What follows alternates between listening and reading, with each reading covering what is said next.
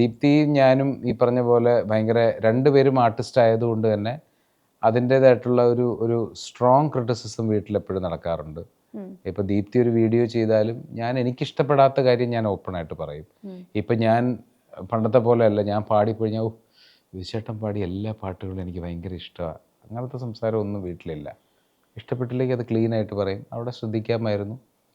അവളുടെ മിതമായ അറിവ് വെച്ച് സംഗീതത്തിൽ അതെന്തോ അവിടെ എന്തോ ശരിയാവാത്ത പോലെ എനിക്ക് തോന്നി. അല്ലെങ്കിൽ ചില പാട്ടുകൾ ഇത് കലക്കിയാട്ടെ, ഇത് അടിപൊളിയായിരുന്നു, മറ്റേത് കുറച്ചുകൂടെ ശരിയാക്കാമായിരുന്നു. തിരിച്ചും അതുപോലെ തന്നെ ഞാനും പറയാറുണ്ട്.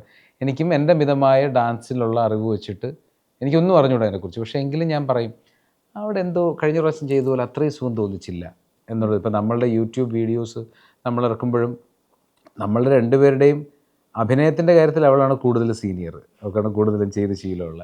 അപ്പോൾ എങ്കിലും അങ്ങോട്ടും ഇങ്ങോട്ടും നമ്മൾ ഒരു ഹെൽത്തി ക്രിറ്റിസിസം, ഒരു കൺസ്ട്രക്റ്റീവ് ക്രിറ്റിസിസം പോവാറുണ്ട്.